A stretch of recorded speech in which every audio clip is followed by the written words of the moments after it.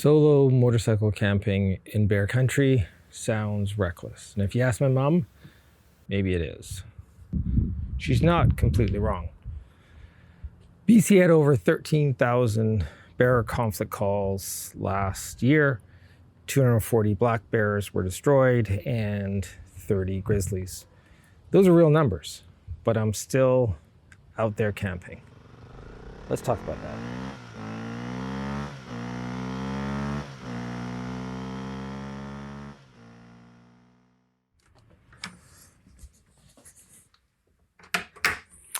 Everybody, this is Roddissimoto. My name is Matthew. Welcome to my channel, which is my real-world experience of owning and working on a 20-year-old adventure bike. If that's the kind of content that you're interested in, please stick around. So I've been moto camping on my 2006 KTM 950 Adventure for about 2 decades now, mostly in bear country. And I have learned, I think, a thing or two about camping in bear country, given that I'm still here talking to you. So I thought I'd put a quick video together on the things that I do, how I keep safe camping in bear country, and maybe some of these tips might just be handy for you if you're thinking about going camping. Maybe you're a little bit nervous about camping in the backcountry or in bear country. And hopefully this video will give you a bit of reassurance, a bit of confidence to go out there and explore. So I'm going to break this video down into 3 main parts. The first is before you leave, so how I pack, what I pack, and where I pack it. The second is going to be when I'm at camp, things I do at camp to stay safe. Third is when you leave your camp and you come back home. So I think there's a number of obvious and perhaps less than obvious differences between moto camping and, say, car camping. I think moto camping is far closer to hiking and camping out in the wilderness than it actually is to car camping. Some of the main reasons are you don't have a vehicle to hide in, to sleep in, or to stay in. Often, like I am, I'm traveling alone, so I don't have the benefit of having, a big group that's making noise to keep animals away. You've got a bunch of gear, including your cook set, your clothes, your bag of scents, your sleeping bag, tent. All of that is really close to you because on a motorcycle, you don't have a lot of spare places to store your items. So I think because of that, smells really matter more than anything else because bears aren't interested in you. They're interested in what smells interesting. And so our hope, the hope that I have when I go camping, is to be the least smelly, least interesting scent around.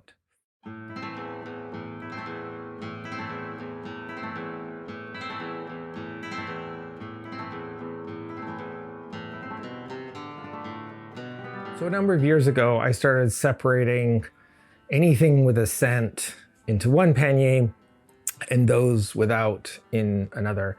And I called it the smelly pannier. And that's really what I've stuck with for, like I said, nearly 2 decades. And it served me well.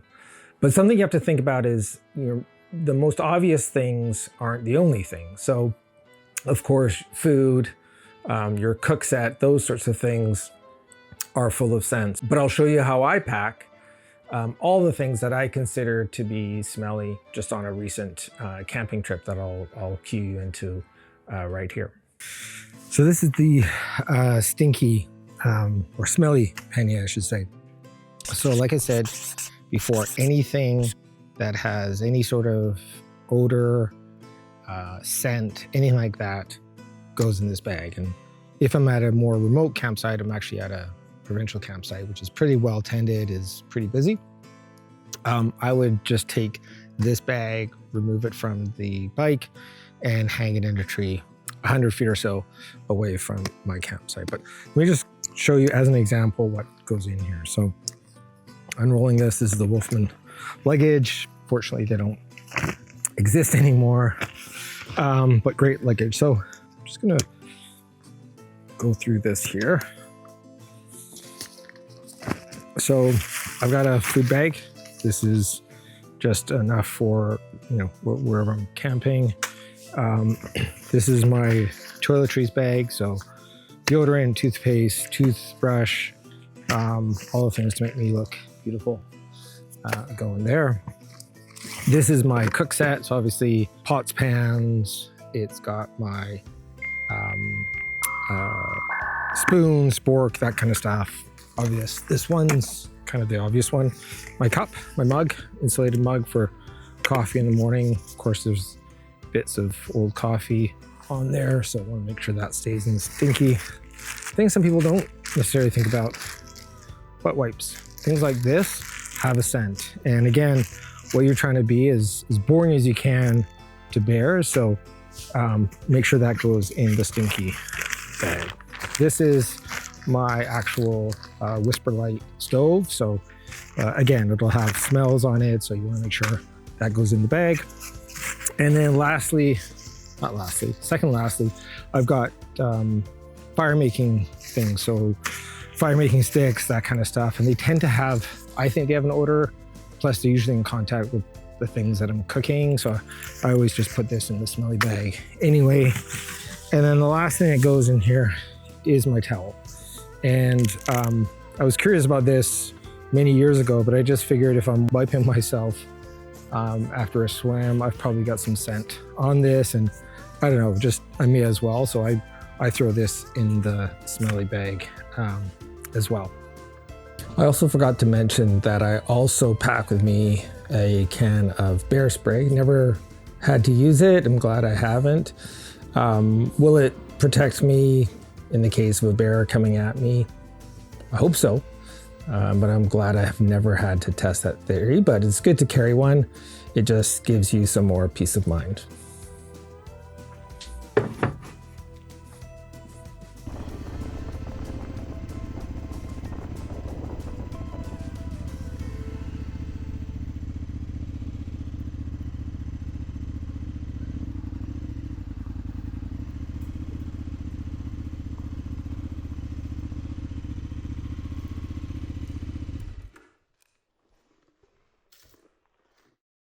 So when I first roll up to a campsite, usually I look around and see if there's anyone else camping in and around me. And if there are, I kind of have a look at what their campsites look like. If they're, you know, full of garbage, food, that kind of stuff, I'll move on because I don't want them to attract bear into the area.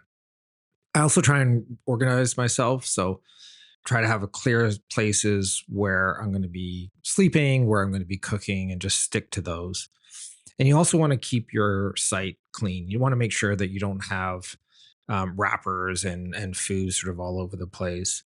But also you want to keep your tent clean. So for me, nothing with a scent goes inside or around the tent.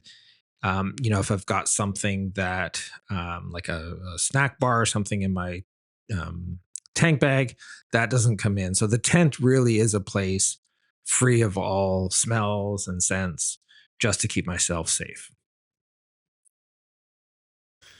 So if I was actually camping in a backcountry kind of situation, I wouldn't be doing what I'm doing here actually, which is cooking near my tent. So I'm making mashed potatoes and corned beef, heated up corned beef, and there's my tent right there. So this is not a big deal. They don't have bears around here, but like I said, if I was in a backcountry situation, I would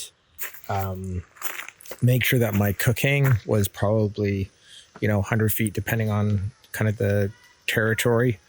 Do all my washing, everything far enough away from my tent that there's no possibility that the bear is going to be interested in me.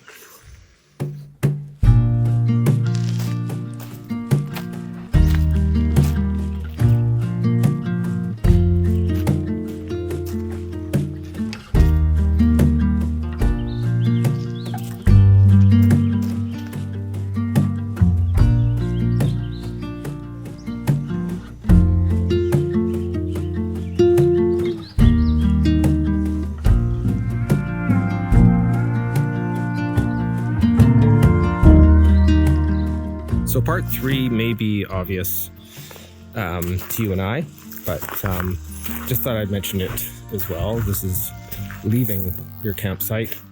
Leave it clean. Don't leave garbage around. I'm at a provincial campsite. There's lots of services. There's recycling, garbage, there's even a shower. But if you're in remote camping, pack it with you. Throw it out the next time you stop for gas. Leave it in better condition than when you found it. Again, it sounds obvious to perhaps you and I, but I have come across campsites and there's leftover stuff, there's food, there's garbage. So just make sure you clean up after yourself. Give the next person the best chance of being boring to a bear. Cheers.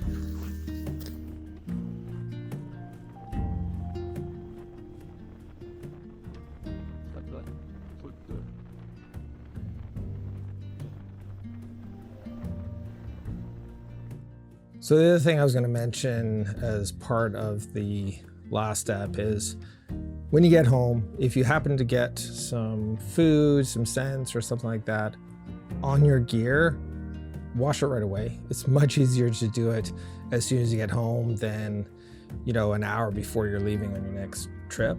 That goes also for anything like clothes that you may have spilt some food on, your tent, maybe you spilt some food on that. So get it all clean right away before you actually pack it up and before you're gonna get it all ready for your next adventure. So I hope this is giving you a little help on deciding if you want to go camping yourself and you happen to be in bear country. For me, it's not such a big deal. It's something I'll still be doing. I think you just have to be smart about it, like a lot of things in life. And for me, it really comes down to the whole notion of smells. And if you're really aware and conscious of where your smells are and where you are and where you do not want those two things to intersect, I think you'll be a lot safer, a lot more comfortable, and a lot more successful camping in the backcountry.